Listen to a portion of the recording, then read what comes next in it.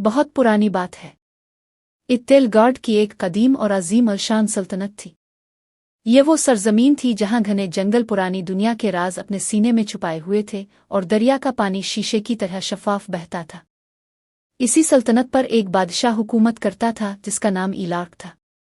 बादशाह इलार्क निहायत मुंसिफ और रहम दिल हुक्मरान था। इसकी दौलत का कोई हिसाब न था, मगर उसकी असल शान न तो इसके खजानों में थी और न ही उसकी फौज में। इसका सबसे बड़ा फखर एक वाहिद दरख्त था जो शाही बाग के ऐन दरमियान आगा हुआ था। ये कोई आम दरख्त न था। इसकी शाखों की छाल चांदी की तरह चमकती थी। इसके पत्ते जब हुआ में हिलते तो किसी सुरीली धन की मानिंद आवाज देते, और सबसे हैरत अंगेज बात यह कि इस पर लगने वाले सेब खालिस सोने के होते थे। हर सुबह शाही खजांची बाग में आता और सोने के सेब गिनता, क्योंकि ये सेब सल्तनत की खुशहाली और किस्मत की जमानत समझे जाते थे। एक दिन दरबार पर उदासी छा गई।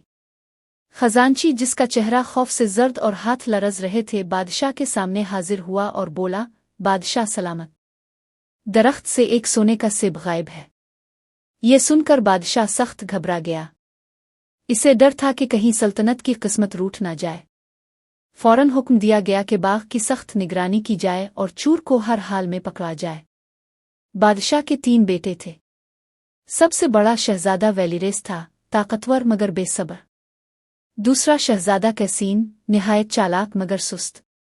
और सबसे छोटा शहजादा इलियान, न ताकतवर न चालाक, मगर उसका दिल मासूम और हैरत से भरा हुआ था। वो हर छोटी चीज में खूबसूरती तलाश कर लेता था, जिस पर उसके भाई इसका मजाक उड़ाते थे। पहले वेलिरेस ने पहरा दिया, मगर जादुई नींद का शिकार हो गया। फिर कैसीन आया, वो भी सो गया, और हर सुबह एक और सोने का सेब गायब हो जाता। आखिरकार इलियान की बारी आई।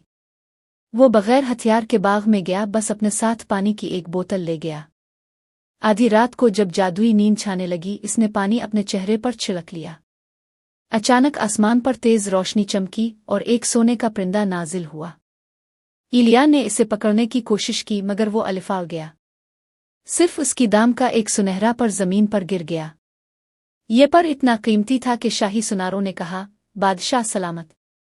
ये एक पर पूरी सल्तनत की दौलत से पूरी सल्तनत की दौलत से ज्यादा कीमती है। बादशाह के दिल में लालच जाग अलिफाटे। मुझे पूरा परिंदा चाहिए। वेलिरेस गया, फिर कैसीन गया, मगर दोनों नाकाम रहे। आखिरकार इलियान रवाना हुआ। रास्ते में इसे एक लुमड़ी मिली, जिसने इसकी मदद की, इसे नसीहतें दें और अपनी दाम पर बिठाकर तेज रफ्तार सफर करवाया। इलियान ने कई बार गलतियां की, मगर हर बार अपनी नरमी, सच्चाई और रहमदिली की वजह से आगे बढ़ता गया।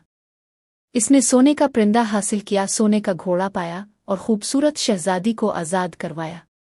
मगर असल इम्तिहान आखिर में आया। लुमड़ी ने कहा, मेरी आज़ादी के लिए मुझे मारना होगा। इलियान रो पड़ा, मगर इसे समझ आ गई कि सच्ची मोहब्बत कुर्बानी मांगती है। जैसे ही इसने हिम्मत की, लुमड़ी गायब हो गई और उसकी जगह एक शहजादा नमूदार हुआ, शहजादी का भाई, जो जादू के बाइस लुमड़ी बना हुआ था। जादू टूट चुका था। इलियान वापस सल्तनत आया, सच सामने आया। जालिम भाई बेदखल कर दिए गए और इलियान ने इंसाफ, अक्ल और रहमदिली के साथ हुकूमत की। इसने अपनी औलाद को सिखाया, नरमी ताकत से ज्यादा मजबूत होती है। ज़ाहिरी शक्ल अक्सर धोखा देती है, और सब